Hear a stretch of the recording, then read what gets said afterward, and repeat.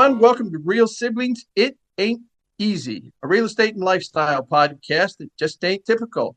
And as this is a special series of 4 episodes, maybe 5, we are mixing up our blender again, and we are putting in a little bit of holiday, a little bit of Christmas tradition, a little bit of going ons, and we are using the Advent wreath and Advent candles that we grew up with in our church in Ohio as part of a regular tradition. And I know Donna still does it at her church. So she's going to take it from here.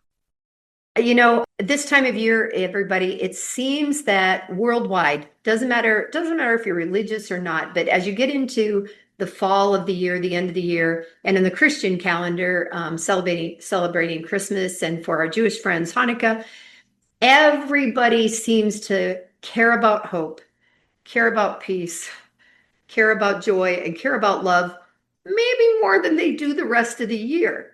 We thought we might talk a little bit about that from the perspective of not just celebrating it on the Christian calendar, but how does it affect our jobs as realtors? How does it affect my brother's job this time of year as Santa Claus? And what might this bring into your lives in 2026? This morning, Eric, I talked at BNI about how we as realtors, if we're representing buyers or sellers, okay, buyers are hoping to find the house they want, right? Sellers are hoping to get the price they want. Sometimes the seller is also a buyer. And so they have hope going in two directions, right? Right. We as realtors are hoping that it comes together for everybody, that there's not a million repairs and tons of delays and all those things. Have you experienced anything specific recently that you think falls into hope related to real estate? Yes. And I would say, as I was thinking about this and we started the concept, I'm going, this to me, it's hope is the first candle that's lit on the Advent calendar. And it is the expectation and hope of the Messiah Savior to come. In our case, that candle, in my opinion, is the one that burns the longest.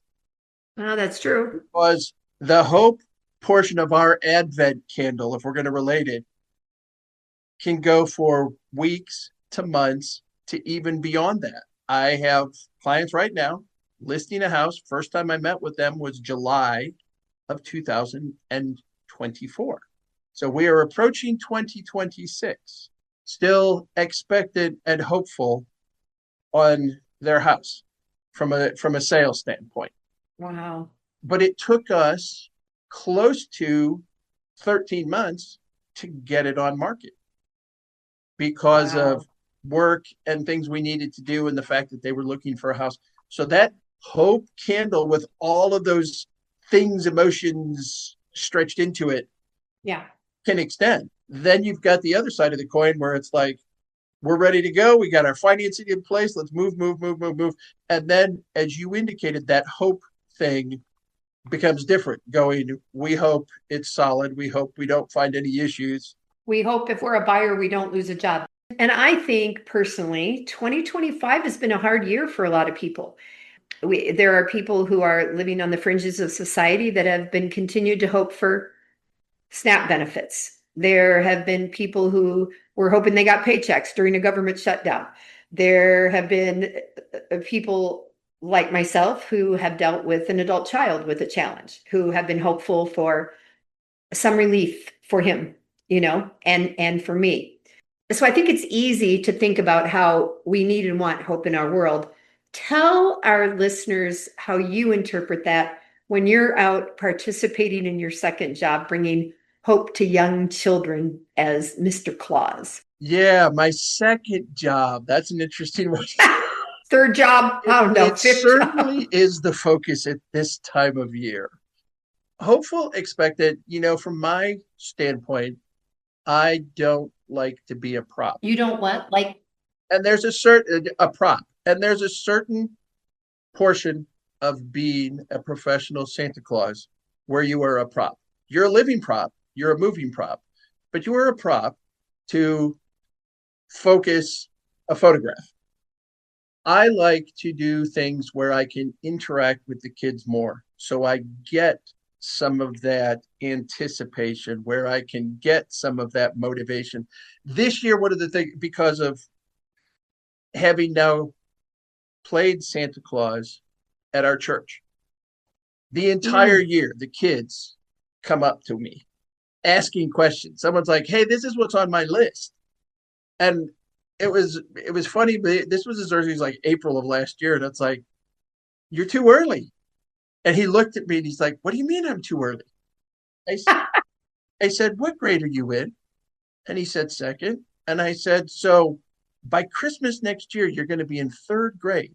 You're going to have new teacher, new classmates, new things that you're interested in. If you put together a list right now, hoping that that's what you're going to get, you're going to be disappointed because you're not going to be interested in those things at all." I think you're right. I'll wait. That's funny. I just watched one of the seasonal shows where a woman is playing Santa Claus, and she's thinking about her own life, so she's lecturing the children about, no, you don't really want that, and they're all looking at her. That's not what Santa's supposed to say. Someone asked me for the Nerf gun the other day, and I couldn't help it with going, "You'll shoot your eye out." Yeah.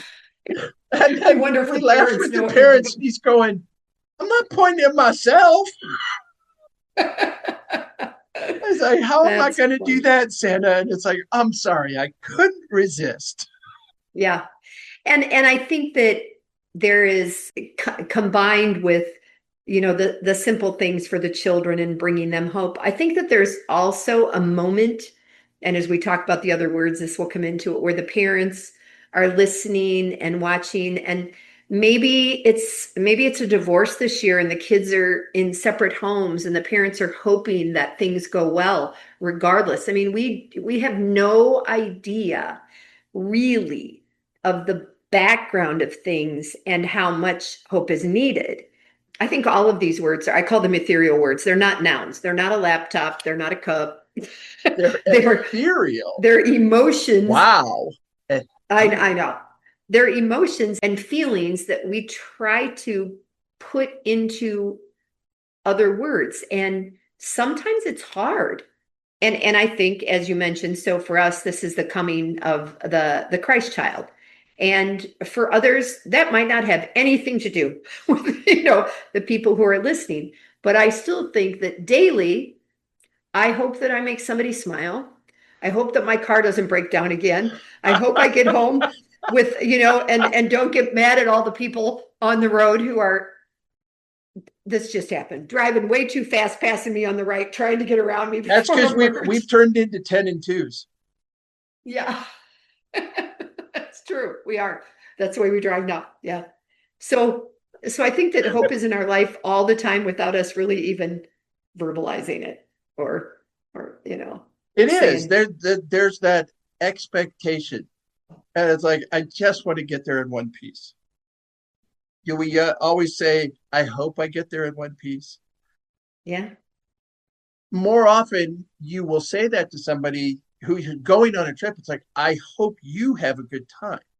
right. And it's done casually. Do you really feel invested? It's like, "Oh my gosh, they're taking this cruise that's going to be gone for 2 weeks. I hope you come back in one piece. I hope you don't put on, I hope you don't put on a bunch of weight. I hope," because we know cruises are known for their food. Yeah. Eh, I like so many words, it's funny because love is not one of them we're going to be using. But think of how I love this kind of pizza. yes, love is one of the I words. love this. I love, you're right. Don't talk about love right now. It's But hope.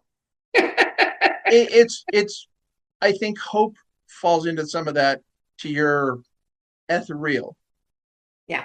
Well, we had decided we would make these a little shorter. Because we're coming back for more. We're coming back and we're going to do another word and talk about it. And then Eric's going to get them all done, I hope, Lickety in a split. couple, in a couple And of days. yeah, that editing will not, maybe tomorrow some, but Yeah. I got a Yeah. busy morning, busy evening, crazy full day on Saturday. And I think that as we take this out, I don't think we have to do our long closing. I just want to say that I'm Donna. I'm in Tucson, Arizona. I'm with Keller Williams Southern Arizona. And you are? Eric Seemann, and I am with Keller Williams Heritage in San Antonio, Texas. We're both real estate agents. And we are also real siblings.